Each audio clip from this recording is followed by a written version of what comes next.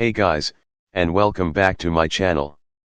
This is the third part of What If Naruto Was in High School DxD. Before we begin, don't forget to like and subscribe, and also go and support the author, link in description. The sound of a slap echoed in the completely silent club room. What was that, Issei? Rias growled at the defiant boy. I said then let me leave your house so I can save Asia on my own, the teenage youth repeated unflinchingly. If you won't let me save her as one of your servants, then cut me off so that I can do it alone. All you'd lose is a single sacrificial pawn, right? You won't lose hardly anything. So you think that because you're a pawn then you're basically meaningless, is that it, Issei? Naruto's cold tone sliced through the room.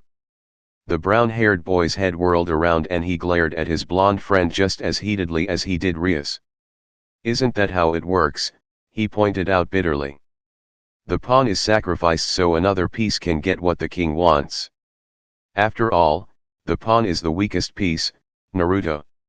True, the blue-eyed young man accepted with a small nod while he suppressed an internal wince at how biting Issei's words were. I need to be careful here to not push him too far, he reiterated.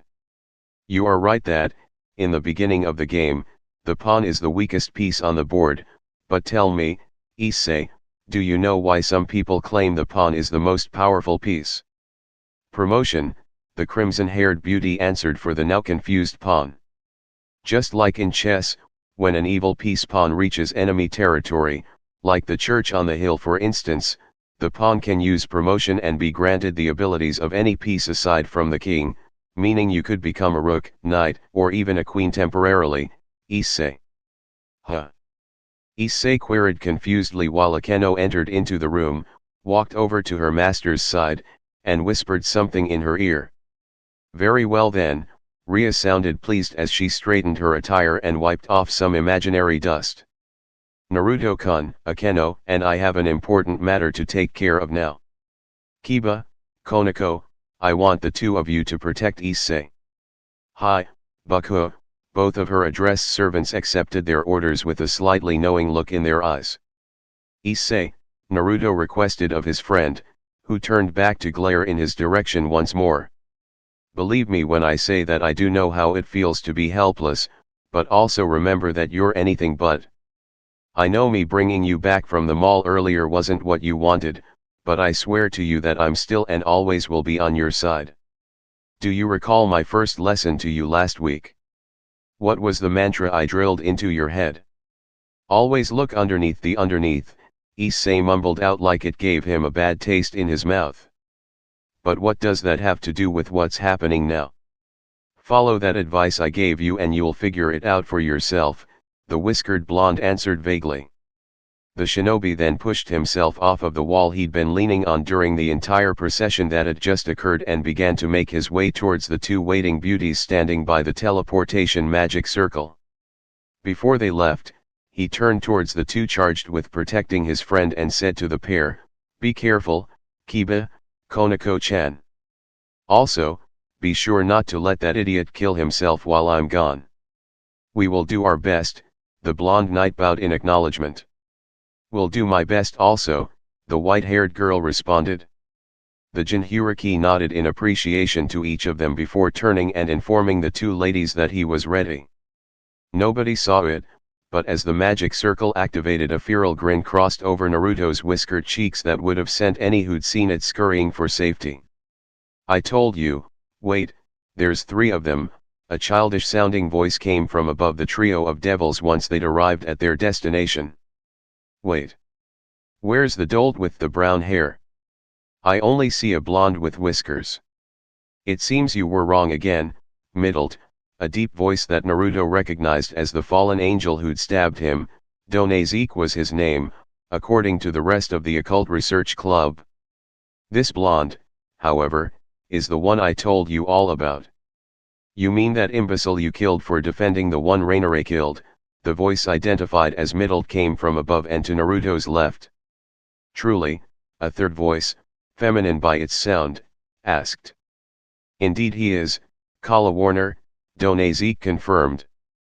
Naruto's cerulean eyes panned up and he witnessed a trio of people floating in the air with feathery black wings spread and flapping in the night sky above the trees.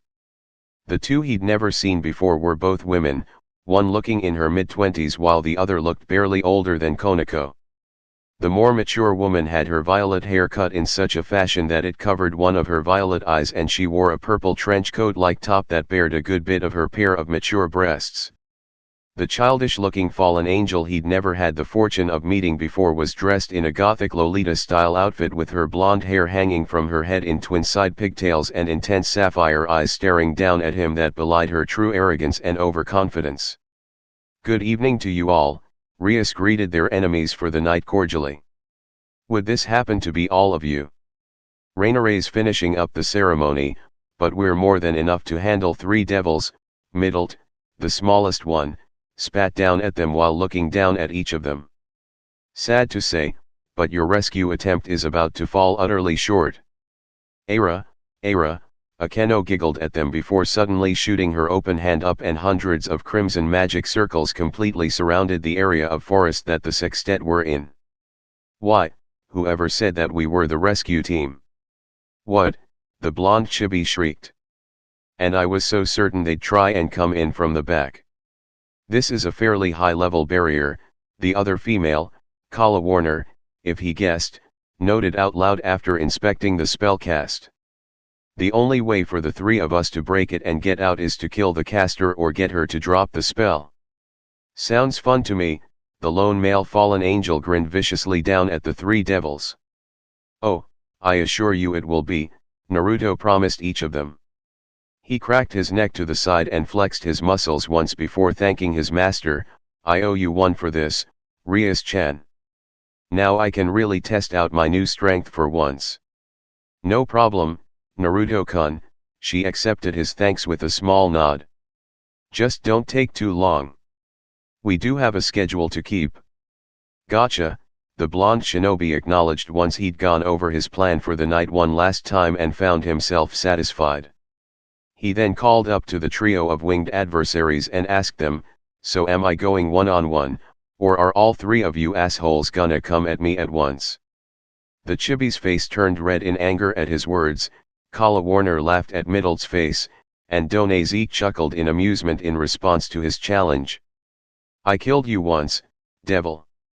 I can do it again without any help," he finished in acceptance to the one-on-one series. "No fair," the smallest blonde pouted petulantly. "I wanted to kill him for him calling me an asshole." "You can have one of the other 2, the older man told the small one. "If that's your decision," the shinobi spoke in a low whisper while his body shook in anticipation of the fight to come. "Rias, Akeno, stay back. This won't take long. 30 seconds, tops." "Hi, Naruto-kun," the priestess of thunder nodded before creating another barrier around both her and her master. "Show me your stuff, Naruto-kun," Rias gave him a wry grin. "He already has," the perverted fox attempted to chime in, but was ignored one more time. The whiskered blonde then turned his back to his opponents and gave his master an overly dramatic bow with an arm stretched across his chest. "It shall be as you command, my mistress," he accepted like how a traditional butler would. Rias' eyes shone with amusement at his antics until he suddenly began rolling to the side in order to avoid a pair of light spears heaved down at him from on high. "Well, that wasn't very nice," he scolded the fallen angel's impatience. Donazeke merely shrugged once and informed him condescendingly, "You really shouldn't turn your back on your enemy. Doing so will just get you killed." The shinobi on the ground looked up at his foe and gave him a false air of civility while advising, "And you really shouldn't ever underestimate your enemies." The blonde's smiling form then suddenly disappeared from sight and then reappeared over the stunned Donazeke with his devil wings extended, and he delivered a double hammer fist down onto the man's fedora-covered scalp. The older man's listless body plummeted down from the sky so fast that it whistled in the air until its collision with the ground created a solid boom and created a crater 6 feet deep, 14 feet in diameter. The impact's strength was so great that even nearly a full dozen trees were torn from their roots by the gale created from the shock wave of the man's body. "Donazeke! Kala Warner cried out in both concern and alarm once she'd regained her wits and flapped her wings, darting through the air toward the man's prone, unmoving form. She kneeled down at his side and felt for a pulse until she eventually let out a sigh in relief. He's alive, she let out the breath she'd been holding at the discovery. The blonde girl, however, was still frozen stock still in the air with her sapphire blue eyes wide and her jaw slack from how stunned she remained. What, she stuttered out incoherently. What the hell just happened?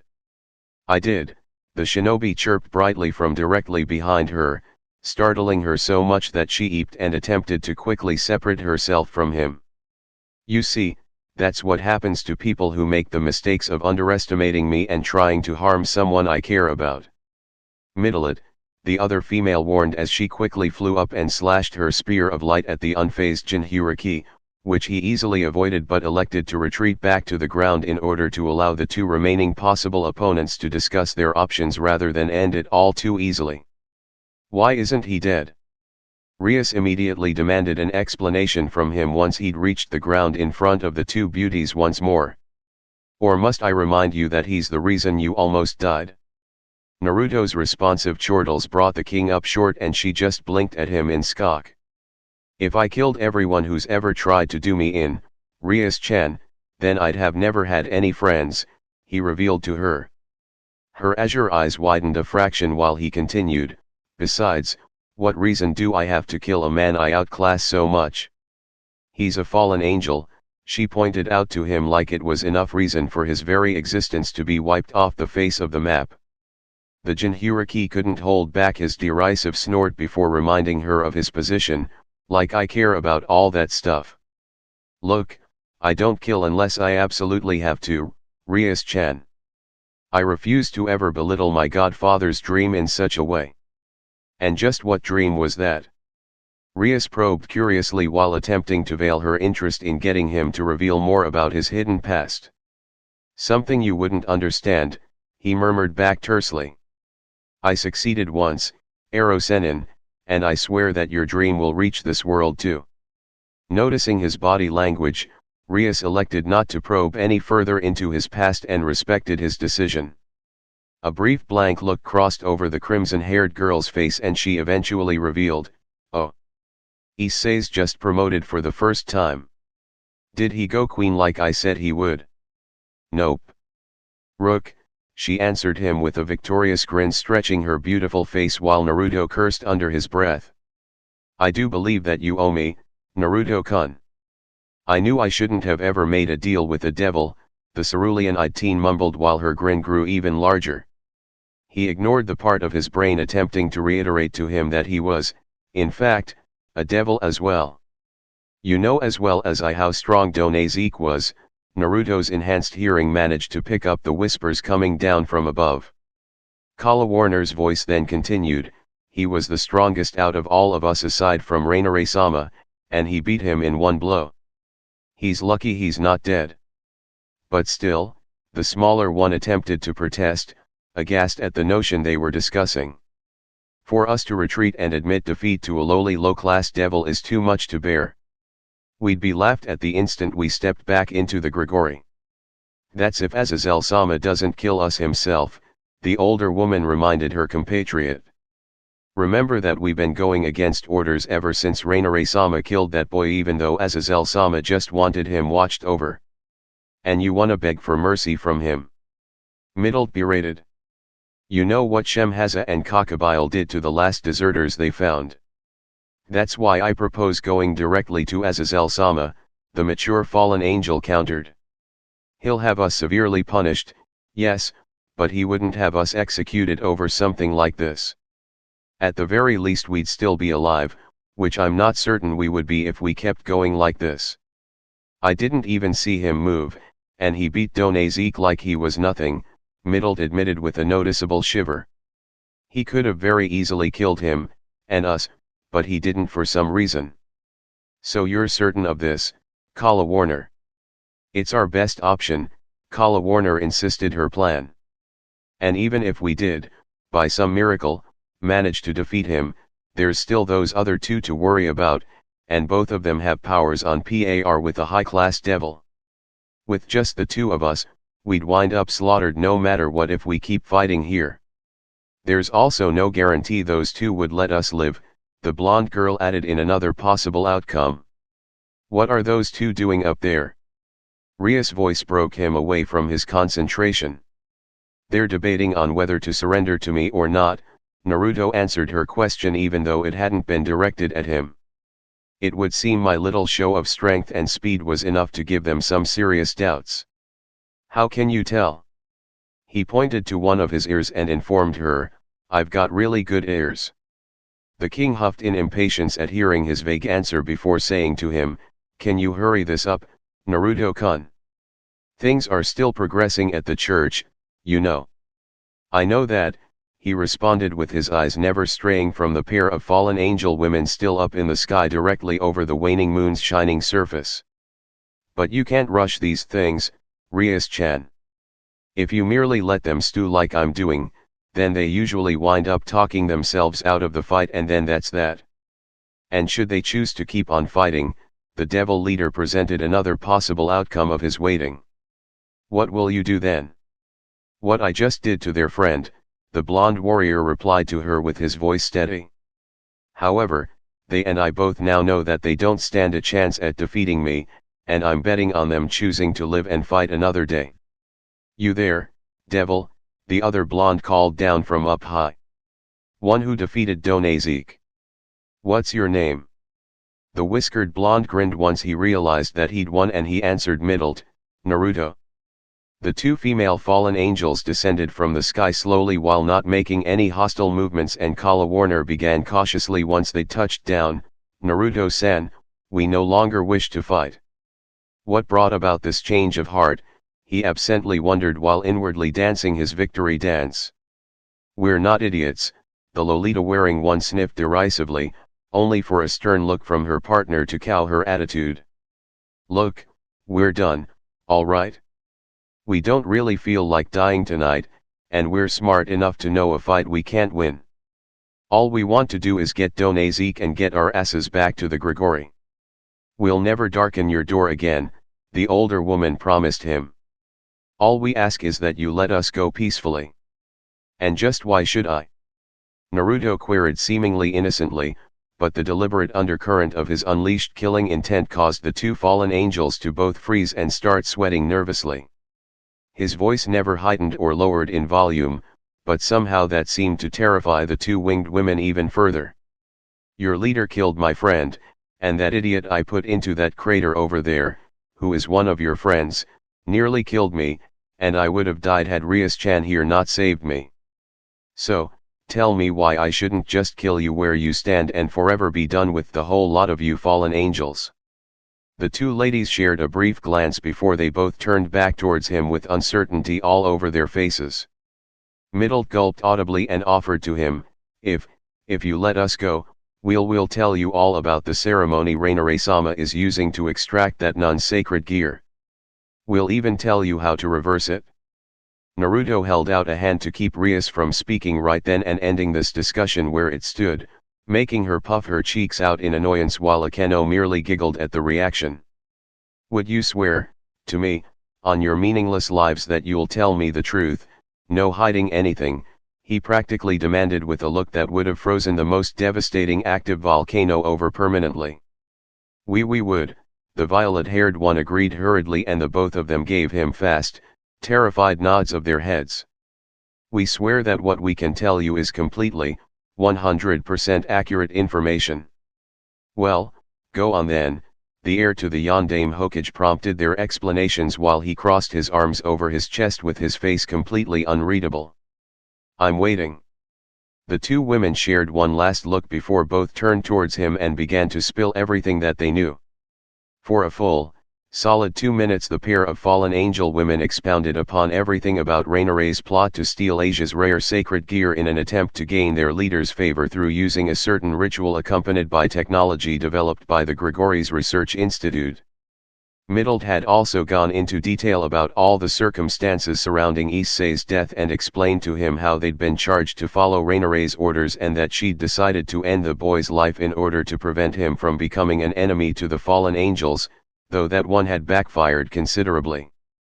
The two women then explained the ritual and how to reverse it, which Akeno had already professed to knowing all about earlier, and using Akeno's already provided information combined with Kurama's ability to innately know whenever someone uses deceit, he was able to ascertain that the two of them were completely honest with him.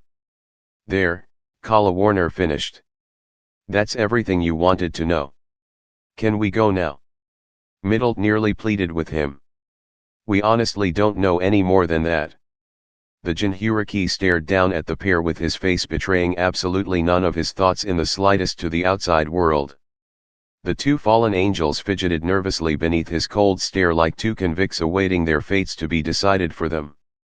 Go, he eventually instructed them evenly. The duo of winged women let out audible sighs in relief after hearing his single-word decision. Each of them then thanked him for his decision before they sprouted their feathery wings, flew over and collected their unconscious and drooling friend from his crater, and finally managed to depart the area once Akeno dispelled the barrier under a reluctant Rias' orders. Aira, Aira. You're quite merciful to your enemies, Naruto-kun, Akeno pointed out with a small grin. Like I said, I don't care at all about the war between the three great powers, the blonde shrugged his shoulders in response. There wasn't a need to cause any more violence, so I didn't. To me, excessive acts so long as there's an alternative are the worst crimes anyone can commit. Everyone deserves a second chance, Akeno, no matter who they are. It isn't my place to judge a person. Aira, Aira, the Japanese woman grinned while she released a few of her pleased giggles. Rias narrowed her azure eyes on the lone male present and she informed him, second chances can lead to your enemies coming back even stronger than before, Naruto-kun. I know that, he shot back with a slight bite to his words. And should they, then I'll finish the job. Do not mistake mercy for weakness, Rias-chan. I have killed much more than my fair share, but so long as a realistic alternative is possible I will not kill. I would recommend you think about that for a while, because becoming numb to murder is the most horrifying quality a person can have. I refuse to ever become like that, and I hope no one I know ever does as well. The crimson-haired girl maintained their direct eye contact for a tension-filled moment until an explosion of power coming in the direction of the fallen angel church tore their attention and gazes in that direction. Issei, the two of them both breathed in realization with Naruto's eyes brimming with pride. We can continue our philosophical debate some other time, the former Kage in training reminded his master. For now, it's time for the final stage. Rias returned with a terse nod before voicing agreement, then let's move. All three devils then sprouted their sets of bat-like wings and each took off simultaneously towards the way the power surge came from. The flight only took the trio about 30 seconds in total, but the silence was so thick between Naruto and Rias that it could have been cut with a knife, which only seemed to amuse Akeno all the more. As soon as the tree line disappeared and revealed the church in full visibility underneath the pale moonlight, all three devils watched someone crash through the stained glass window on the building's steeple and crash down onto the ground, unmoving. Naruto's lips twitched up as he thought, great job, Issei. You're already getting stronger and you don't even realize it. Naruto, the red-haired king ordered quietly as they approached the church through the air. Already on it, he waved her off lazily. She'll be brought in when I simply give the thought. Good, she nodded simply and then they all flew into the now open window and silently landed next to a bawling Issei who was crying over Asia's still body. A sad frown appeared over the Jinhuriki's whiskered cheeks as he merely stood there and mercilessly crushed the small feeling of impotence trying to make itself known to him again. I'm sorry, Issei. He wanted desperately to apologize, but he knew that nothing could console the boy aside from a single thing now. Bakuo, Kiba greeted them with a bow that showed off a new collection of shallow cuts along his entire Kyuubi uniform, but no blood at all, which greatly impressed Naruto. All has been handled. Priests dealt with, Konako confirmed with her own nod. Good work, the both of you, their master congratulated with a pleased nod and smile. Her face then turned somber while she approached Issei and placed a hand on his shivering shoulder consolingly. Issei. I'm so sorry, Bakuo, the distraught teen apologized with tears of both grief and regret mercilessly falling from his eyes. I couldn't save her. Even after using promotion, I still wasn't fast enough. No one will blame you, she assured him gently. All you lacked was experience as a devil. Not the best choice of words, the whiskered blonde thought with a small grimace. That's not going to help him. You know what he needs right now, Rias, and we both know you'll be giving it to him. It's not fair, Issei sobbed out into the still air of the abandoned church. Asia didn't deserve to die like I did. I'm a pervert, people call me scum and sometimes rightfully so, but Asia? She was so nice, kind, and compassionate. She had the most beautiful smile, the biggest heart, and she always wanted nothing but to help other people feel better, even after it got her branded a witch by the only family she'd ever known. If there was ever anyone in the whole world that deserved to live, it was her. How can there be a god that would allow something like this to happen, he mumbled as he finished. Yo, boss. Naruto's clone called out to them all after the church's doors were slammed open. They all then turned and observed the identical Bunshin dragging Rainare inside the church and towards the group of 6 devils by the top of her hair. You ordered one smokin' hot fallen angel, he presented flippantly before throwing the woman in front of them while she screamed in pain once she landed. Good job, the original thanked the chukra copy. The best, the lone shadow clone promised him with a conspiratorial wink. She's all ready to be judged, boss, he whispered and then disappeared in a puff of smoke. Excellent, the shinobi thought with a smirk hidden behind his spiky blonde bangs once the clone's memories of the past few minutes came to him. The teen's cerulean eyes then locked with the fallen angel's violet pair and stayed that way until she bowed her head resignedly to him. Am I the only one still not used to the idea of Naruto-kun being able to create copies of himself at will? Kiba whispered too low for anyone not using enhanced hearing to notice. Naruto saw Konako shake her head in the negative out of the corner of his eye and the swordsman let out a relieved breath. I thought I was the only one. Good evening, Fallen Angel-san, Rias greeted her with a formal politeness. My name is Rainare, Gremory, the dark-haired young woman interrupted the ceremonial false niceties. If you're going to try and render judgment on me, then at the very least you should use my name.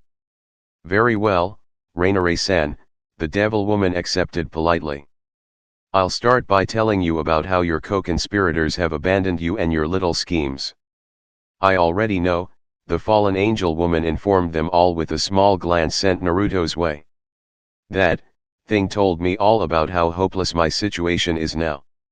It was a Bunshin, or clone, Rainare-san, the user of the cage Bunshin technique interjected. A solid, corporeal, free-thinking copy of myself. If that is true, then Azazel-sama will want to get his hands on you dearly, she responded too low for anyone aside from him to overhear. Yes, Naruto-kun, but that's not why we're here now, are we? The Devil King in the room reminded him with a small hint of annoyance bleeding into her tone. You're right, of course, Rias-chan, he conceded and backed up slowly. Rainare's eyes looked his way once more, but he simply avoided her gaze and looked towards Rias. I suppose that telling you now won't cause any harm, the azure-eyed beauty mused aloud. Tell me, do you know just what sacred gear that is? She asked while she pointed at Issei's now hand-covering gauntlet. Our intelligence suggested that it was a twice critical, Rainare admitted to them. It held a dragon's aura and our experts ruled that it was the most likely. Most likely, but still incorrect, Rias informed the defeated foe with a small, pleased smirk on her face. You see, that gauntlet is so much more than a mere twice critical. The boy you stabbed 2 weeks ago and the one now standing here before you holds the boosted gear, one of the 13 long Inus. No way, the fallen angel female shrieked in denial. There's no way a mere boy like him holds the power to slay a god. Believe it, the crimson-haired devil confirmed with a simple inclination of her head. Issei wields one of the most powerful sacred gears in the world, and you killed him thinking it was one of the simplest. So this thing has that kind of power, huh? The boy with the long inus murmured in awe while running his uncovered palm down the red gauntlet's entire spiked length. He then let out a few mirthless chuckles and wondered out loud, maybe I could have even saved Asia if I'd known that. No, Issei, you're mistaken on that, Naruto wanted to tell him, but couldn't interrupt the current act for anything. That is your potential, not your current abilities. I suppose I'll need to drive that fact home soon. I don't want you making the same mistakes I nearly did. Who would have thought, Rainare mumbled resignedly while laughing humorlessly, that the boosted gear would reside in such an idiot and pervert. Very well then, Ria strode towards the frozen woman kneeling on the church floor with a fierce look within her eyes. For the crimes of harming one of my servant's friends as well as harming my precious servant himself earlier today, I sentence you to death, Rainare-san. The power of destruction formed in one of her held-out hands and she offered, any last words? Rainare's violet eyes darted towards Naruto's briefly before she stared directly into the furious golden irises of the boy she'd so severely scarred, both physically and mentally. Her eyes then softened in regret as one of her hands covered her other wrist, which surprised Issei greatly, and she shook her head to Ria's offer. I have nothing left to say, Rainare admitted resignedly. Then Rias Gremory. Stop it, Rias-chan, Naruto's calm voice sliced through the tension like a diamond-sharp blade. Quit this before you can't turn back. Pure rage overtook the devil's azure eyes at the interruption and she whirled around to glare at the defiant Jinchuriki. Do not seek to lecture me, Naruto. I am the master, and you the servant. It is my decision on whether she lives or not, and I have chosen that she dies. How many times must I repeat it before it gets through your thick skull? I don't care about that, he shot back with his own voice beginning to rise. He stared directly into the wide, surprised eyes of Rainare and reiterated, I don't and have never cared about the supposed war, Rias-chan. He then moved in front of the kneeling woman and stood between her and Rias protectively. This isn't about the war, Naruto, the king told him through gritted teeth. This is about what she has done to Issei. Naruto, what are you doing? Issei shouted at him in disbelief at his actions. Have you gone completely insane? Do you even know what that fallen angel has done? I am well aware of all Rainare has done, Issei, he growled back in a reminder. He then returned Rias' glare with just as much heat as hers and he pointed out, and isn't it, Rias-chan? If this was just about Issei, then you'd have had no issues at all with me letting those other three go alive and in peace. The leader of the Occult Research Club grimaced slightly at hearing his truthful words, but she refused to relent. Regardless of that, I can't allow her deeds to go unpunished, Naruto. She killed Issei, your friend, and directly attacked him earlier today. I cannot let that go. And she will be punished, the blue-eyed former apprentice of Jiraiya conceded, but not by you. She's been going against her superior's orders this whole time. Let them deal with her punishment. Azure and Cerulean continued to stare directly into each other while their wielders contested in a battle of wills. Eventually, Rias broke the apprehensive silence by stating, I am the leader, Naruto, and it is my job to see justice done.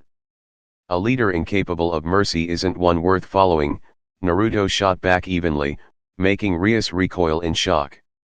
Someone charged with another's life who can't even be bothered to spare one doesn't understand what it means to lead, all they are is a tyrant. Every member of the Gremory group's eyes shot wide open at Naruto's choice of words. Every single one of them stared towards their master for her reaction, who looked like the shinobi had just physically struck her. Why are you protecting her, Naruto? Issei shrieked at him with fear and betrayal in his eyes. She's the reason Asia's dead. But she won't remain so for long, the boy's friend pointed out to him, stopping his protests cold. Issei's golden eyes glossed over and he stammered out in shock, You mean? His gaze traveled over to their master and he asked with a hopeful desperation, Baku, will you? The king's gaze softened towards her pawn and then she glared towards her unique piece with twice the intensity as before once she realized that he'd cornered her. Not without her sacred gear I won't, she growled at him as she tried to regain control of the situation far too late, which slightly amused the former cage apprentice. Without twilight healing, that none holds no value or potential worth as a piece. And I win, Naruto realized with a mental smirk as he watched Issei's golden eyes reflect an even greater sense of hurt than even his friend defending his murderer caused. Then if Asia's sacred gear can be safely returned to her you'll reincarnate her, he presented an out, even though he already knew what the outcome would be. Yes, she agreed, though her jaw was clenched and her teeth gritted. Naruto smirked at her briefly before he turned around and asked a stunned Rainare with a kindly smile, Would you be so kind as to give Asia-chan back her sacred gear, Rainare-san? To the shock of everyone present aside from an expectant whiskered blonde, she nodded in assent to his request. Yes, she agreed, although with a reluctance in her eyes. If you will let me go safely, I'll return twilight healing to her peacefully. We don't. Is your attitude really for Issei's good, Rias-chan? Naruto quickly interrupted her protests before she could gain any momentum back. He whirled around with a determined stare and asked, If so, then tell me what killing Rainare would do for him. Closure. Rias declared. Her shadow wouldn't hang over him like it does now. Closure, he repeated skeptically. The shinobi chuckled ruefully at her response and informed them all, You mean revenge, Rias-chan. Don't try and pass this off for something other than what everyone else here knows is true. Tell me, Issei, do you think that Rainare here's death is closure, or vengeance? And don't try to lie to us, because I know when a man is lying. Every set of eyes then went over towards the visibly nervous boy. Issei gulped and his eyes shone in confusion while he spent a few tense minutes in contemplation under everyone's curious gazes. The boy eventually managed to find his voice again and told them all, I think, it's a little of both actually, but right now I don't really care. All I want is for Asia to come back, and I'm starting to feel like too many people have died because of me. I probably won't ever stop hating you for what you did to me and Asia, Yuma-chan, but I don't want to see another person die.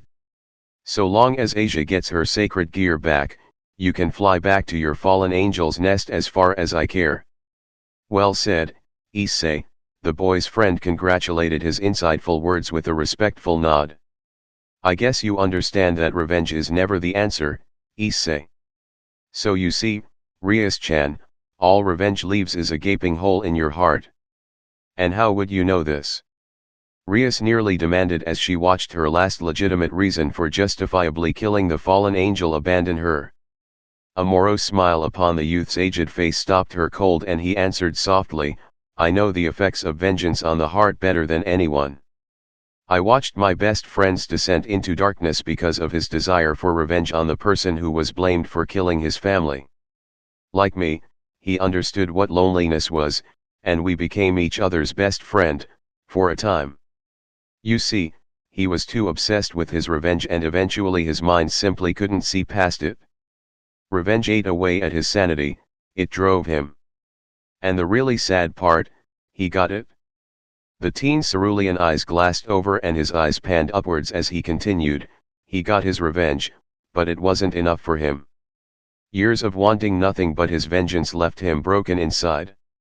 Instead of closure, like we'd all hoped it would give him, all that was left was a shadow of his former self.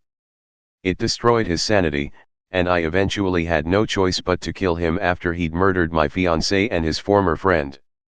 So yes, Rias-chan, he finished for the completely stunned audience, I know what revenge does to a person. It offers no closure or solace, it only leaves a void right here.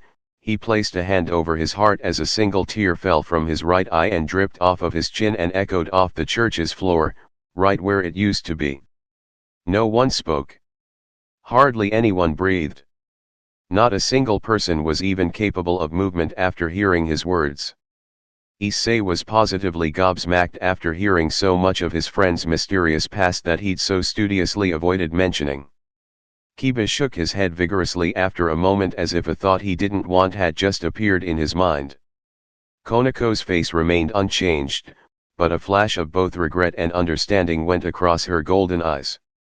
Akeno's eyebrows had both shot up so far that they were hiding beneath her spiky bangs and her face reflected complete and utter surprise.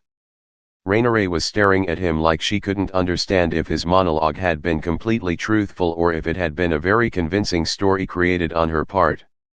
And Rias, she was frozen stiff at hearing his revelations for a period of moments before her eyes went gentle in light of this new insight into what made Naruto into who he was today. After what felt like 2 eternities of nothing but stunned silence inside the church, Rias eventually managed to say, "I understand, Naruto-kun." She then turned to Issei and made sure, "Are you certain, Issei, that you don't want to make Rainare pay for what she's done to you?" The brown-haired boy closed his eyes sadly and shook his head in response. "No, Bakuo," he declined in finality. "Naruto's right. Let her go. Let her face the consequences of her actions from her superiors." The pawn then spoke directly to the fallen angel, "Please just give Asia back her sacred gear, Yuma-chan. If you even have an ounce of heart, you'll let Asia live again. Let her finally have a family that won't turn her away like the church did." "I will," Rainare answered the boy's heartfelt plea. "If I may," she then asked the crimson-haired king. Rias acquiesced with a small, terse nod and the violet-eyed young woman stood up from her knees and walked over to where Issei was standing over a peaceful-looking Asia. The dark-haired killer of both Issei and the blonde girl lying on the church's pew then mumbled something too low to hear before both of her hands came to rest just above the center of her chest. A soft green glow emanated from her chest, and as she pulled her hands away from her bosom, a pair of ornate silver rings melted out of her body and slowly floated into her open palms. "Here," Rainare spoke only to Issei. She held out the 2 rings and placed them in Issei's hand before turning and asking the group's master, "Will you let me leave now?" "I've done as you asked." Rias answered, "You may. But do not ever seek to encroach here in my territory again," she then warned dangerously. Regardless of anyone's words, she glared towards the unrepentant unique piece while she finished, "You will die, Rainare-san." "I don't doubt it," the dark-haired fallen angel replied steadily. She then turned away from Rias and walked towards her blonde savior. Once she got close, she expressed her gratitude, "Thank you, Devil-kun, for intervening on my behalf, even though it no doubt has gotten you into quite a bit of trouble with your master." "It's Naruto," he told her. The Jinchuriki waved off her pseudo-concern and assured her offhandedly, "Besides, I ain't afraid to piss off the people in charge. So long as another way exists, I'll find it."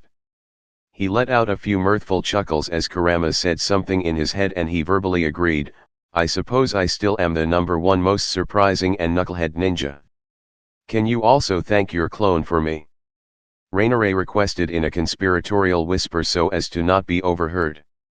It all went exactly like he said, and had it not been for his instructions, I'd be dead without a doubt. He was right in that playing on Issei's pity would have been my death sentence. "Oh, that was all me," the user of the Cage Bunshin technique revealed to her, making her blink in confusion. "Everything my Cage Bunshin told you I instructed it to. I was actually more amazed when I got its memories that it managed to convince you to play along. You are apparently a very persuasive person, Naruto-kun," the woman told him. She then smiled gratefully and added, "You know, I've never before met a devil quite like you, someone who spares your lifelong enemy's life. I believe in second chances, Rainare-chan," Naruto shrugged nonchalantly. His cerulean eyes peered over her shoulder and he instructed, "I believe it's time for you to go. Rias-chan is just now bringing Asia-chan back from the grave." Her violet gaze joined his and she agreed, "I should leave then." She then turned back to him and repeated, "Thank you, Naruto-kun, again, for helping to spare my life. I hope we never meet again on the battlefield, as it would seem ungrateful of me to kill my savior. Trust me, you wouldn't stand a chance, the shinobi promised her in an icy tone. Don't waste this opportunity, Rainare-chan. Take your lumps and become the better person from it. Because if you don't, it will be the last mistake you'll ever make, and Rias-chan won't even get her chance, he finished in a menacing hiss. A visible shiver went down the fallen angel's shoulders as she stared directly into his frosty blue eyes. I'll try to remember your advice, she offered before sprouting her feathery black wings, and she flew out of the church. I truly hope you do, Rainare-chan, Naruto murmured under his breath as he watched a teary-eyed Issei crush a confused Asia in a tight embrace once the ceremony had been completed. His gaze panned over to see a wistfully smiling Rias observing the emotional reunion with a soft smile while he thought out loud, otherwise the coming shitstorm will have truly been all for nothing. Rias sat on the local park's playground swing and observed the two friends across the way. Okay, Issei, Naruto instructed patiently, now keep your breathing steady and try to remain as still as possible. Good, he complimented the boy for following instruction. The whiskered servant had explained that he wanted to teach Issei the basics of meditation in order for the Sekiru-Uti to be better in touch with the spirit in his left arm. Regardless of her current situation with him, Rias couldn't deny that it was a fine idea to promote Issei's sacred gear, so now she was left out from Issei's training in favor of Naruto, again. The past few days had been tense, to say the very least, between the king and two of her three newest pieces.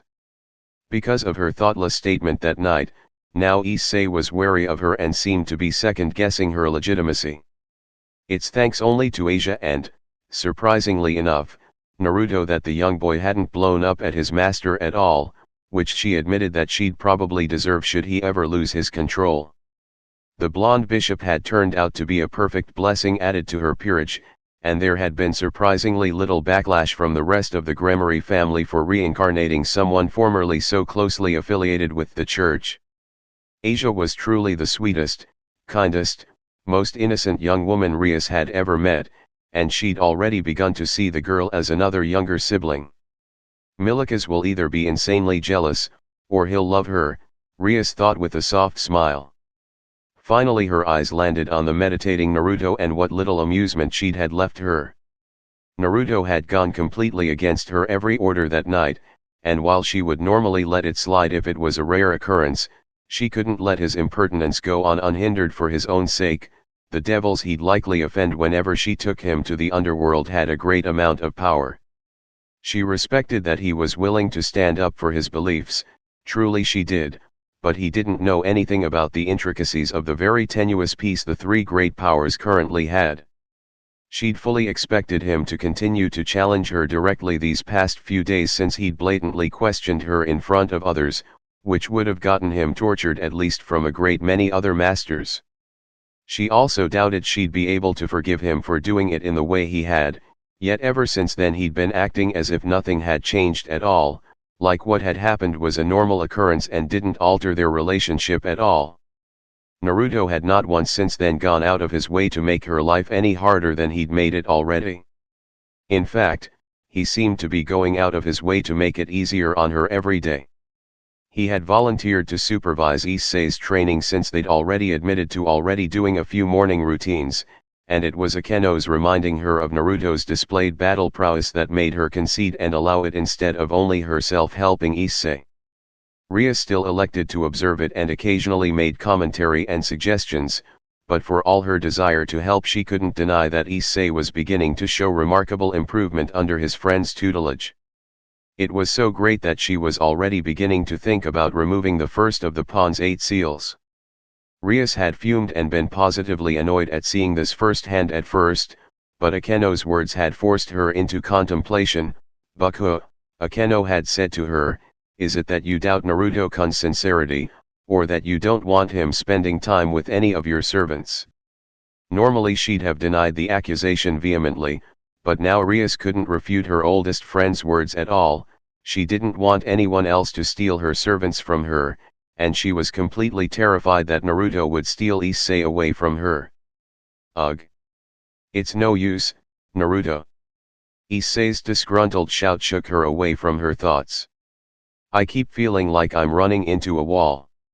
One of the blonde cerulean eyes creaked open and he assured his friend, don't worry about that, Issei. I know how hard it is to learn to meditate, and I had people beating me with sticks if I didn't do it right. It's tough to learn, but trust me, being able to freely control everything in your body is a blessing in battle. I don't understand how sitting there like a rock does that though, the gold-eyed pawn told him again. It's something that I can't really explain, Naruto answered while standing up from the concrete and dusting off his sweats.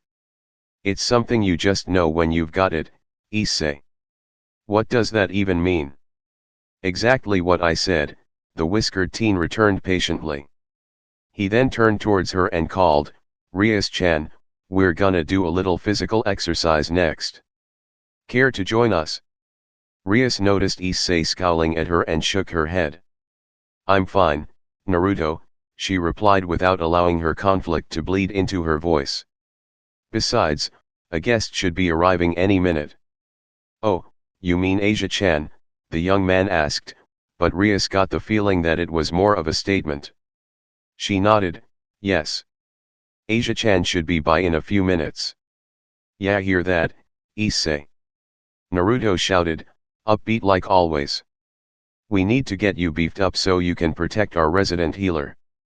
The boy suddenly stood up completely energized and agreed loudly, Yosh.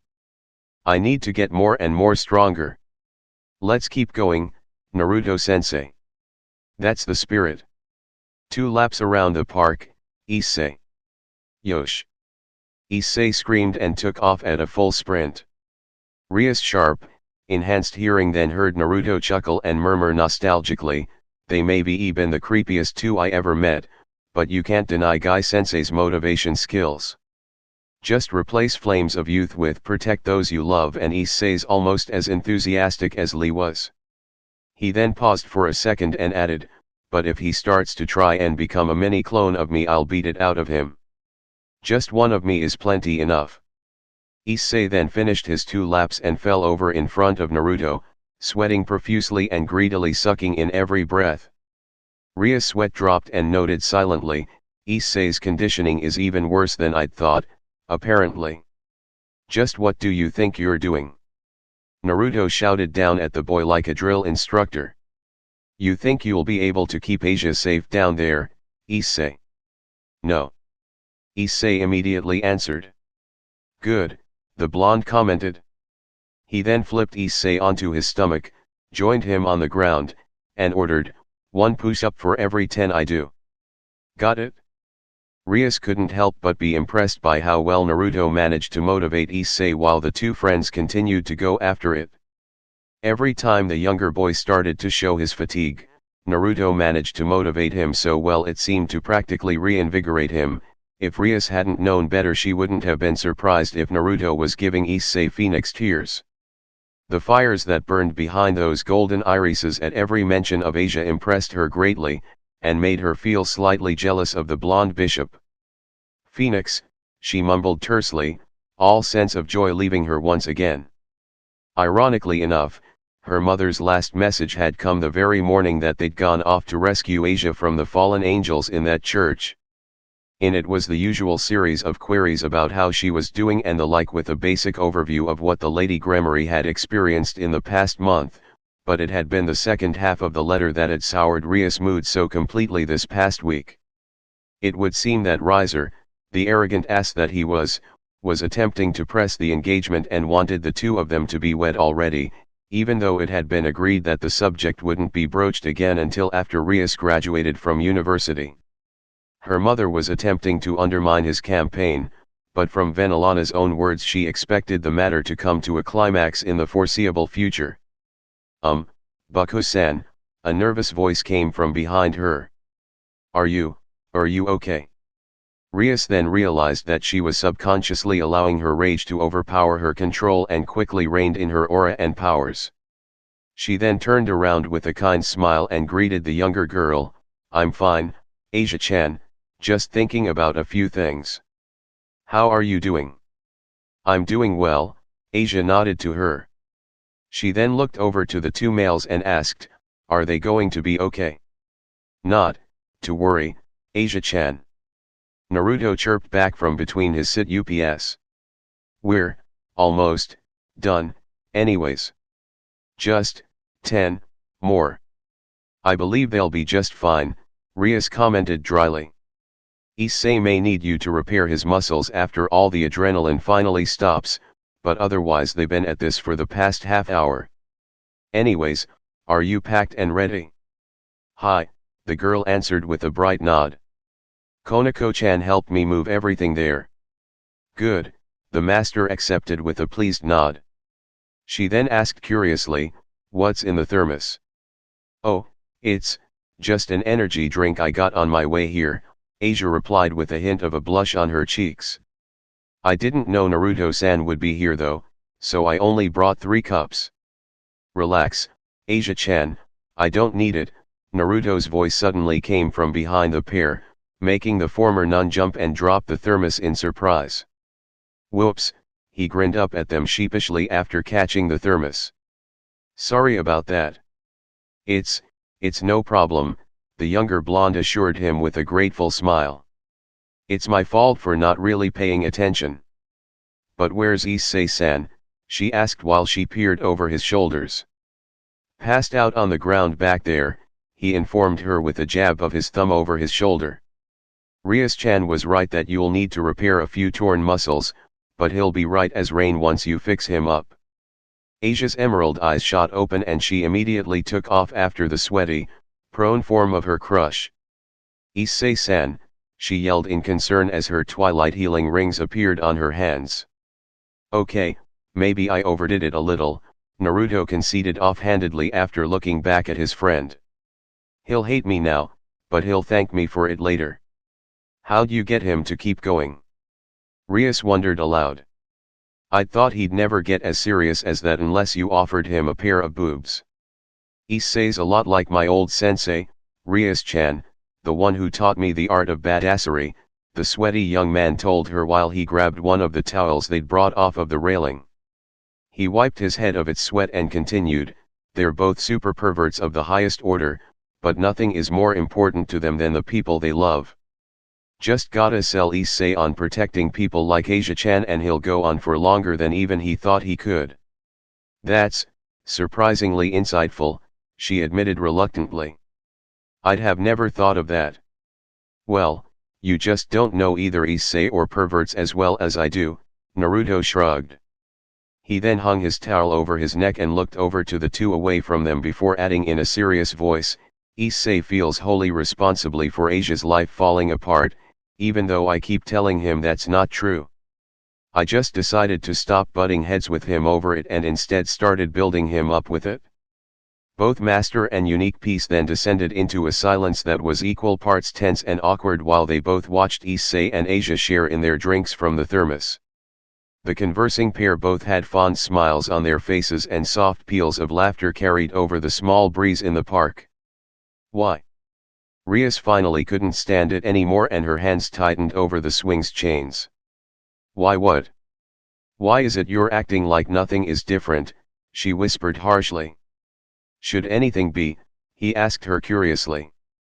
All the apprehension of the past week coupled with all of her confusions and frustration finally bubbled over and she suddenly stood from the swing and glared directly into Naruto's unaffected cerulean eyes. You directly challenged your master's authority and competence in public, Naruto. Rias reminded him in a harsh hiss so as to not be heard by her other peerage members. If you'd had any different a master then you'd have been imprisoned at absolute best. You're damn right things should be different. But I don't have a different master, he protested her point as if it really were that simple. You really think that's what I'm saying, she berated his lackadaisical response. You have no idea what the far-reaching consequences of that night might just be. Well, I did expect some negative response, but nothing really that huge, the blonde youth admitted. I'm also not really that worried about any of them coming back aside from the weird donut guy who stabbed me, and even if he does I'm certain I'd beat him pretty easily again.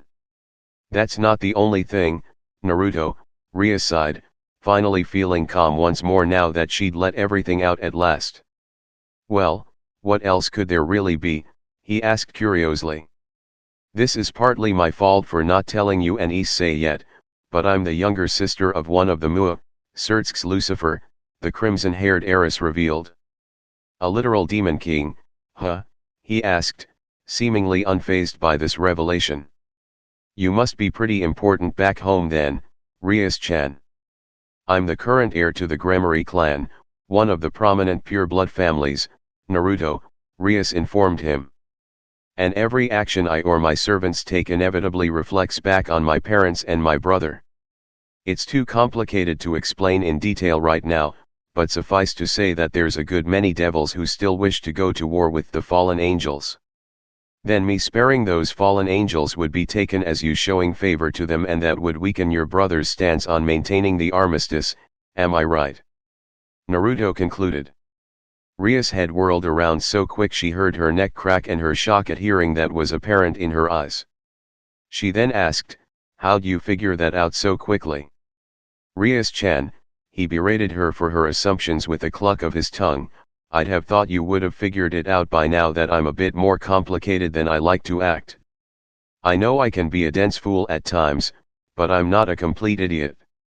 However, the only way what happened would become public knowledge is if someone blabs, and I know for certain Issei and Asia won't ever. Do you think anyone would? The fallen angels would, the master informed him of that oversight. You seem to have forgotten that lesson, Naruto. Naruto barked out a laugh so loud that it drew him weird looks from the other pair, and he responded too low for them to overhear, and what would they say? We got our asses handed to us by a measly low-class devil who spared our lives out of some idiotic attempt to piss off his master. He shook his head and finished, if the higher UPS wanna save face, which they usually all do, then they'll punish them all for going against orders and simply keep the entire incident quiet. That's how it was done back home, and I highly doubt it's very different here. For the first time since the incident that night, Ria stopped and actually thought about Naruto's claim. By the original 4, he's right. Her eyes lit up in realization. So long as none were killed, it would be their word against mine, and there's no way either Azazel or Oni-Isama would be swayed on the claims of 4 of the lowest fallen angels. I didn't know for certain how the devil leadership worked, but I banked on them not being overly eager to go back to war so quickly, the blonde revealed to her. Apparently my luck's still as good as ever. Maybe I should take a trip out to this Las Vegas I keep hearing about and play the casinos there. They can't be much different than the ones Baa-chan would take me to. Rias ignored his last addition and asked, Naruto, why is it you really refused to kill any of those fallen angels that night? Are you really just an absurdly strong pacifist? I'm not a pacifist in practice, but in spirit, the whiskered teen admitted to her in a low whisper while his eyes went glassy as his gaze went into the clouds above. What that means is that I hate to fight and take a life, but I do realize that there's times and people who are beyond help, Rias-chan. If the moment comes, then I won't hesitate to kill someone or destroy something completely beyond redemption. I lost too much because of that already, he finished in a murmur so low she nearly didn't catch it. Noticing the sadness behind his usually happy eyes, Rias decided not to pry into the last statement. After a moment of much more companionable silence in which she spent thinking about everything she'd just discovered, Rias apologized, I'm sorry for being so ornery, Naruto. The spiky-haired blonde merely smiled at her, you don't have anything to apologize for, Rias-chan. I used to have to deal with much worse tempers back home, 2 of them would wreck buildings at times. Even still though, I'm sorry for doubting you, Naruto, the crimson-haired beauty repeated. I thought you hated me for turning you into a devil. Rias-chan, he snorted, I have never hated you. Her eyes widened in shock and she stuttered, but you called me. I've been wary and very cautious of you, yes, Naruto agreed.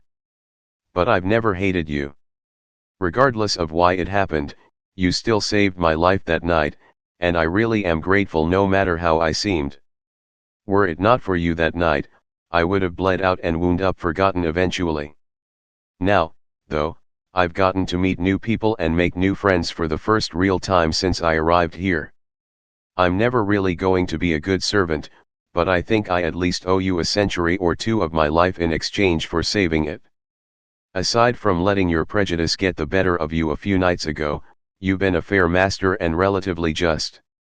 Honestly, I think that we're alike in how much we care for those under our command, and though we have our differences and disagreements, you still haven't told me to just leave.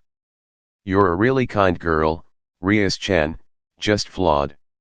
However, he grinned at her, everyone's got their flaws, and yours can be fixed in time. So, can we start over? He asked her and held out his hand. As friends this time. She looked at him, stunned at hearing his eloquent words. For so long she'd thought that he despised her, but that turned out to completely be her imagination. It was then that she realized just what Naruto had been doing to her ever since she'd woken up in his bed. He had been testing her to see if she was someone he could follow. That revelation lifted her heart and her eyes softened greatly while she grasped his hand in her own. Friends, she agreed while they shook. You know, she added after they released each other, I think I might have just figured out just why you decided to have Issei choose to spare his tormentor that night. Oh, he asked with an arched eyebrow. And just what might have that been? Please inform me, Master. Her shadow wouldn't stay over an open wound, she concluded. A wound on the mind and, even worse, the heart. You had him decide for himself that his revenge didn't matter as much to him as rescuing Asia did, and him realizing that will eventually allow him to move on. Am I wrong? I think that you're exaggerating my forethought, Naruto told her while he bashfully scratched his cheek, making her blink in confusion. I admit that I figured all that out, but not until after Rainare-chan had left. Huh? Rias asked dumbly in response to this bombshell. I just followed Ero-sennin's advice and followed my heart, he told her with a serene smile on his face as he briefly lost himself in his memories. He always said that your heart knows better than your brain, and I just believed in his words. I didn't do it to piss you off, and I didn't do it because I knew what all the possible outcomes would be. It felt right in here, he finished while taking one of her soft hands and placing it over his bare chest. That's all it was. Nothing more, nothing less.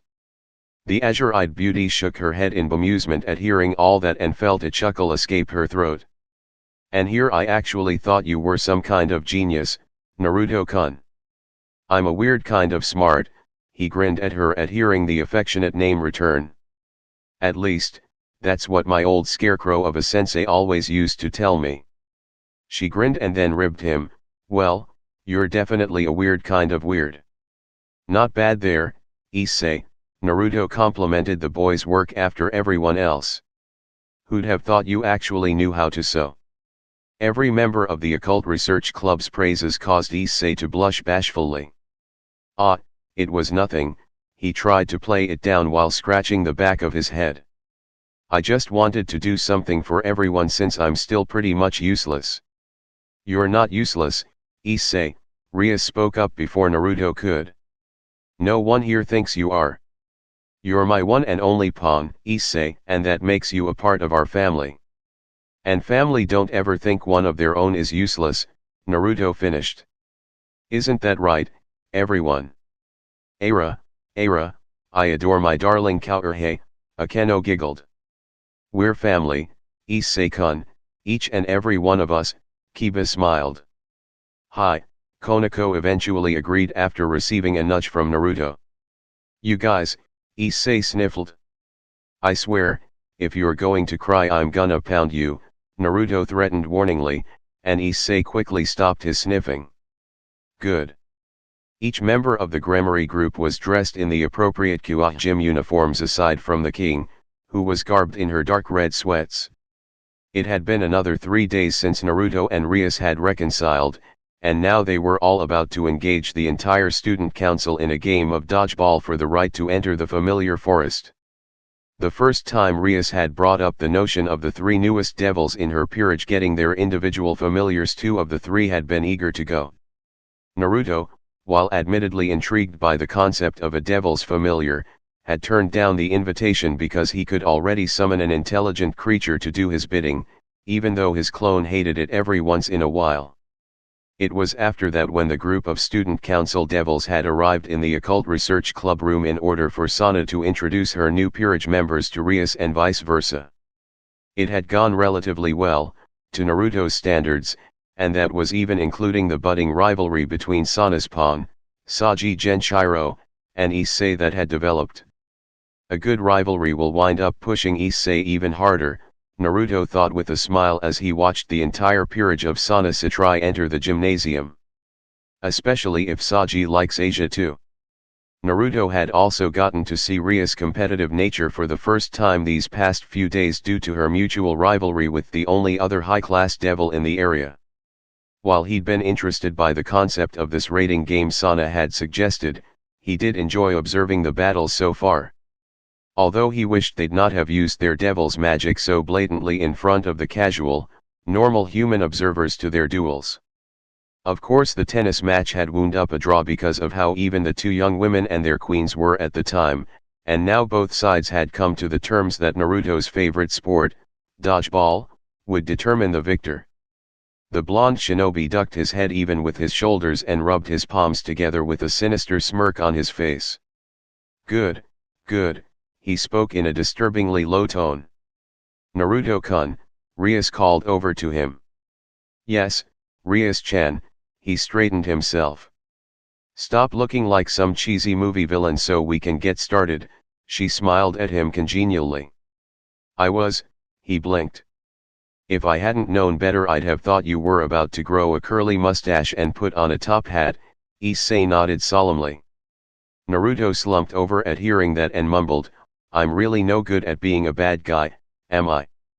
Asia let out a nervous laugh and assured him kindly, there, Naruto-san. I'm sure you'll be a nice villain someday. But villains aren't supposed to be nice, Naruto mumbled.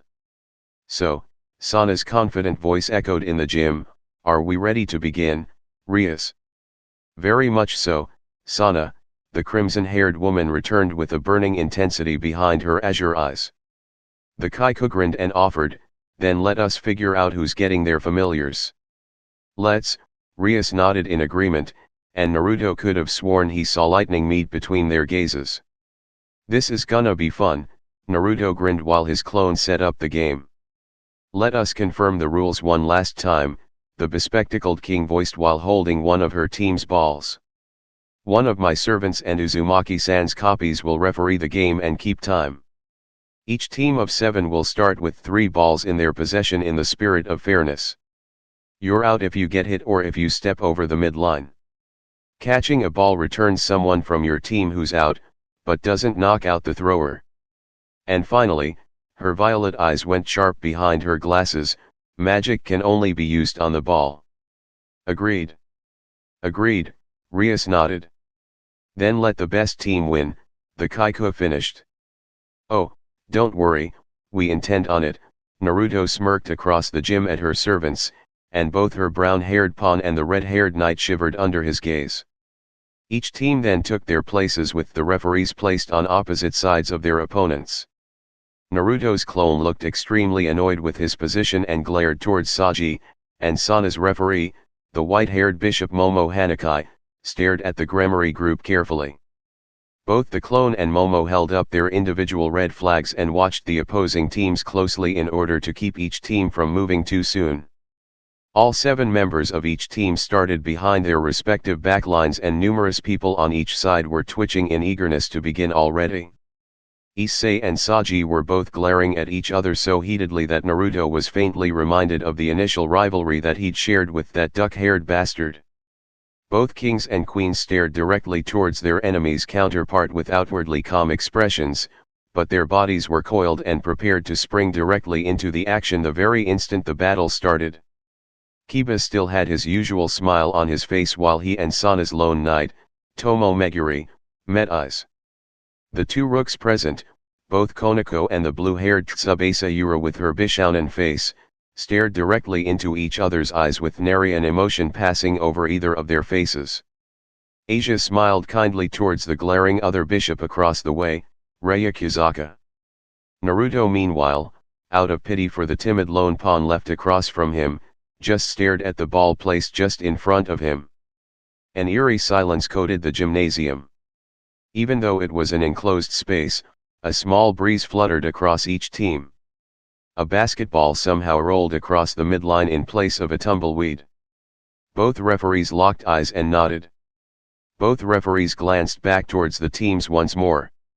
They both locked eyes one last time and simultaneously dropped their flags while both cried out, "Begin." Naruto immediately grabbed the ball and tossed it to Issei. "Go wild," he told the boy with a feral grin. Issei sprouted a smirk of his own and immediately threw the ball directly towards Saji's face, but the other pawn managed to avoid it by batting it aside with his own ball. With the first shot fired, war ensued. Naruto quickly ducked under a shot from Sana's queen, Tsubaki Shinra, and then followed that up by backflipping over the follow-up volley sent from the Kaiko herself. The blonde landed on his knee and then rolled to his right and caught the ball Saji had just launched at Issei's back. "Tisk, tisk," he berated both the stunned pawns. "Can't even hit me when I'm not even trying." "Not bad," Tsubaki complimented his skill. She then spun away from a pot shot Akeno had sent her way. "Faster than I anticipated," Sana calculated with 1,000 thoughts dancing behind her eyes. "It would seem your unique piece wasn't a dud after all, Rias." "It just took a little bit to find the right person is all," Rias informed her with a grunt as she tossed a ball at Sana, but didn't manage to land a blow. Naruto felt a breeze blow by his head and he found Konako stood just behind him and to his right. "Naruto-senpai fast," she commented. "Why, thank you for the compliment, duck," he shouted and pulled Konako down with him while two balls then passed over their heads. Those were going even faster than before, he noticed. "They're already using magic?" The battle then started back up with both sides feeling each other's potential abilities out and with neither side losing a single player. Naruto had elected to just dodge all game long since him using his ridiculous strength wouldn't really have been fair at all, but that decision was questioned many times as the speed of the projectile sent his way continued to steadily increase. Konako leaned back and a magic-empowered ball tore her shirt from the base to just above her chest, revealing her bright green polka dot bra. "Out!" Momo shouted to make her the first casualty. "Bullshit!" Naruto's voice roared so loud that everyone stopped and watched as his clone stomped across the battlefield and glared at the enemy's bishop. That ball did not make bodily contact. It only grazed her shirt. The ball has to make physical contact for her to be out. Attire is counted as bodily contact in this sport. Momo yelled right back just as intensely. "And don't think I haven't noticed you, Mr. Cheat. You've been secretly kicking balls back to the Gremory side?" "Lies and slander," the clone screamed defensively.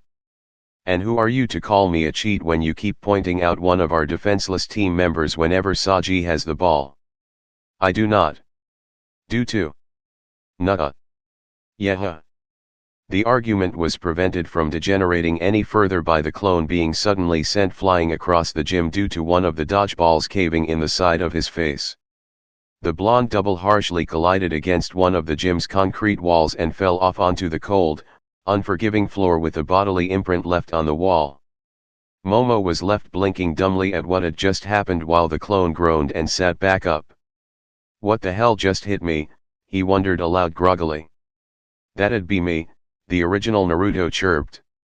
"And if you both would have been paying better attention, then the two of you would have noticed that I caught one of Tsubasa's throws right after Konako-chan was ruled out, so therefore she's still in the game, correct?" "Hi," Momo acknowledged, still stunned at seeing the display of pure, raw strength. "Now get back to your place, you little shit, so we can get this thing kicked into high gear." All of his foes but the opposing king and queen gulped anxiously at hearing his words. Yeah, the clone groused while he picked himself back up and returned back to his rightful place while rubbing his red cheek and grumbling about asshole originals always showing off for no reason. We need to take him out, Tsubaki's voice whispered to her king. If not, then we've got little to no chance the next time he catches a ball. Wrong, Tsubaki, Sana responded with a critical shake of her head. We don't as much need to remove Uzumaki-san, but minimize his impact. Send one full-powered ball at him to test his abilities, she instructed.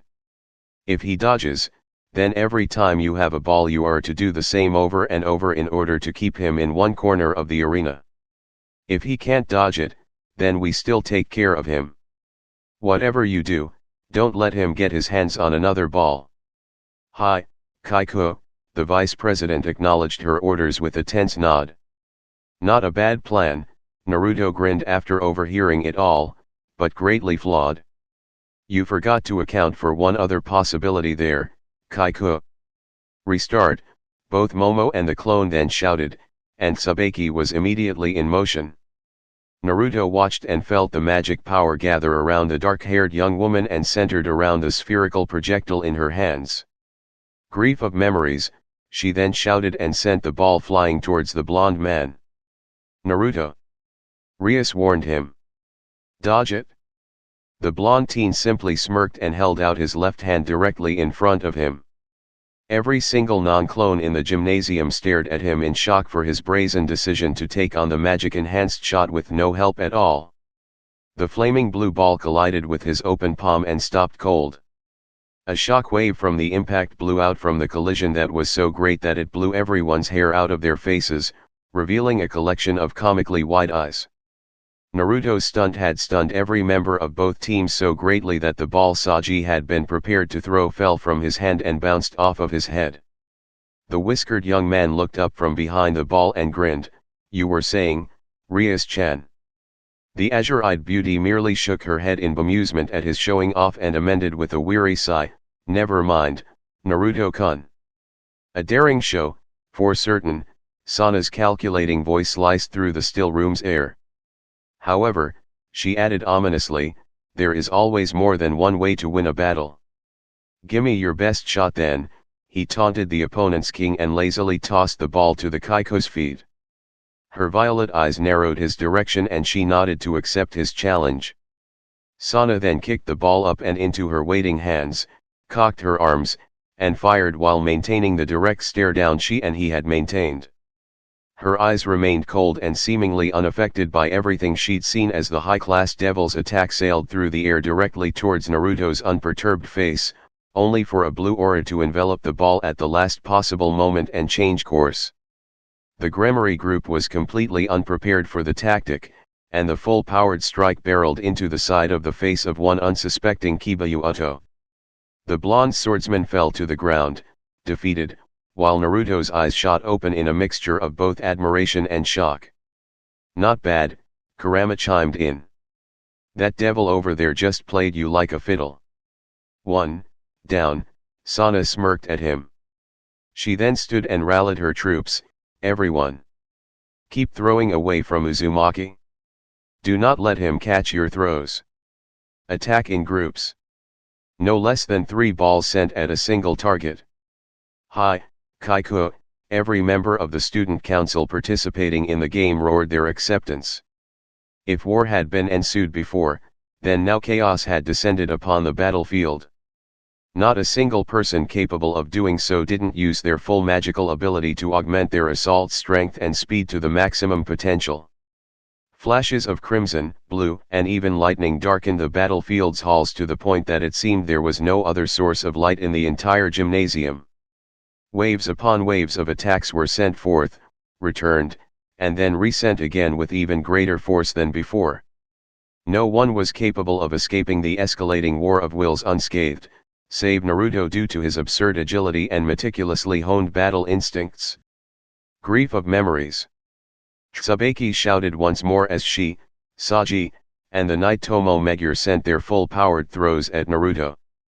While he could have easily caught Tsubaki's again and then avoided the other two due to the great difference in speed between the trio of attacks, he instead decided to slide across the ground on his knees while he bent his back as far as possible to avoid them all.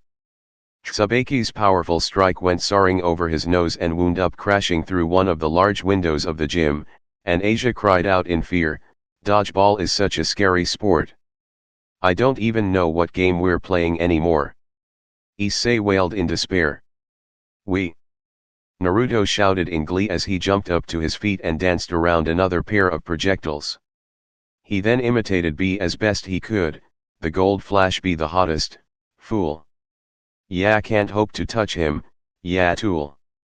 Don't ever do that again." Kurama sounded absolutely mortified. "You're as bad as he was, maybe even worse. That's just being rude, Kuwabai. You tryin' to hurt me? You'd better not have done that on purpose." Naruto looked across the room at the opposing team and couldn't suppress his grin at witnessing their current state. They only had Saji, Sana, and Tsubaki left while the Occult Research Club had only lost Asia and Kiba during the series of offensives. "Time's running out," he mentally taunted. "Kaiko, let's take out Hyudu." Saji offered an action, and she nodded to the suggestion. The Satrai young woman then channeled her magic into the ball and let it fly towards the lone Gramarye pawn. Realizing that they now had a chance to critically cripple their opponent's firepower, Rias immediately returned fire towards the woefully unprepared Tsubaki with a full-powered shot. The enemy queen's stomach was dug into by the glowing crimson ball with such force that she was lifted from the ground and she let out a grunt in pain when she landed on her back. Satisfied that the game was well in hand now, Naruto's gaze went back to Sana's attack and watched on with noticeable amusement as Issei attempted to frantically outrun the ball, only for it to follow his trail no matter where he tried to go. The boy eventually tripped over his own feet and the homing assault went sailing over his head, but it quickly righted itself in the air and veered back around. His gold eyes went wide as he stood up as fast as he could and tried to jump over the ball, but was entirely unsuccessful as the magic-coated dodgeball slammed directly into the fork between his legs. "That had to hurt," Kurama commented while all the color drained from the boy's face and he fell over. "Oh," Naruto added from behind a wince and an ashen face. It's over," Issei croaked through his agony. "Everything is over." "Time out," the clone shouted. "Man down. Man down. Medic. We need a medic over here, stat. Issei-san." Asia screamed in worry while she sprinted to his side. She then kneeled down next to Issei and instructed, "Let me see the wound. I'll use Twilight Healing on it." Naruto had to bite his fist to keep from bursting out laughing at hearing her innocent words. She really is too damn innocent for her own good. Issei's eyes nearly bulged out of their sockets and he quickly sat up straight. He then shouted while continuing to cradle his crotch, "I can't. The affected area is very private. Don't ever ask that, Asia." "I suppose it can't be helped then," she relented, and Issei let out a relieved breath. "I'll just have to do it through your clothes, but that takes way more time." "No matter what, I cannot show you it, Asia," Issei insisted. Asia then had the boy lean back and spread his legs out so that she could begin to treat his family jewels. The blonde bishop then leaned over and assured Issei determinedly, "You'll be just fine." From where Naruto was standing, directly behind Issei's back, he could only see Asia's rear sticking up in the air while her head was buried towards his lower area. "No. Bad Naruto." He reprimanded himself for entertaining such thoughts. "No easy way to describe the situation," Konako eventually managed to say. "I can't really disagree with that," the downed brown-haired youth told her while Asia's bum bounced in tune with a song that she was humming while she worked. "I guess there's no helping it," Ria sighed in resignation. She then directed, "Asia, you stay here and heal Issei." "And boy does he ever need it," Naruto intoned with a slight grimace. "That was a low blow by our dear Kaiko, and I say it's time that we return the favor." "Yes," Kiba nodded seriously to his words, being the only other person capable of understanding the pain of a shot to the balls. We must avenge Ise-kun's death. Ara, Ara, Akeno licked her fingers sensually with her sadistic grin making an appearance. Rest assured, Ise-kun, your Akeno-senpai will deliver justice unto those who dare do this to you. Can't let them get away with this, the rook added. She then picked up the spherical culprit behind Issei's current state of agony and walked back into the arena with her golden irises burning brightly. We of the Gremory family protect our own. Rias declared with ample conviction. And to any whom harm my cute servants, even if it be you, Sana, I will show no mercy. The violet-eyed high-class devil smirked and replied simply, bring it on then, Rias. You're gonna regret those words, Naruto informed her with his eyes just as cold as his words, making Sana arch an eyebrow at him in curiosity. You'd better watch your tongue, Uzumaki. Saji interjected with an angry fist shaking in the air his way, but was completely ignored by the other blonde. Nobody talks down to Kaiko. Continue, both referees then shouted, and the end game began. Here, Konako offered in a simple monotone and used her rook-enhanced strength to throw at the enemy's lone remaining pawn. A vindictive smirk came over Naruto's face as he witnessed Konako's full rage collide with the pawn's genitals and the boy fell over in excruciating pain. Rias, ball. Naruto ordered, and Rias tossed him her weapon with a grin. He caught it and she softly instructed, go, Naruto-kun. Avenge your friend. With a mighty battle cry he then took off running towards the enemy's king. Now it's over, he exclaimed. Foolish, she responded to his challenge dismissively. You can't do a thing if any part of your body touches this side. However, just before his feet could cross the boundary line, Naruto jumped up over the line and into the air above Sana. The young woman's eyes went wide in shock at seeing his maneuver, and it was right at that moment that she realized she had not erected any defensive measures about herself. She was wide open. Go, Naruto. Issei cheered on while he flew. Wow, Asia breathed out in awe. Ara, Akeno giggled, apparently pleased. Can't believe what I'm seeing, Konako added. How brightly you shine, Naruto-kun, Rias finished. Kaiko, each of the defeated student council members screamed in worry and despair. And now, Naruto proclaimed while he descended and prepared to end the game with one last mighty blow, the victory is time over. Momo's yell cut through the atmosphere. Huh. Naruto blinked dumbly, and the interruption was enough to break his concentration and the ball fell out of his hand. However, he continued to fall from above and kept picking up more and more speed in his descent. It was then he remembered that he was still screaming through the air and now didn't have enough time to make a good landing. He began to panic and flail about in the air while he shrieked, wait. Oh, shit. Look out below. Sana merely sidestepped and the blonde rocket plummeted into the polished floor of the gym so hard his entire torso was buried beneath the splintered flooring. Everyone's sweat dropped at the scene and the reckless blonde's legs both twitched randomly while he remained buried all the way up to his chest. Sana then reiterated calmly for him while she pushed her glasses back up to the bridge of her nose once more, I told you it was foolish.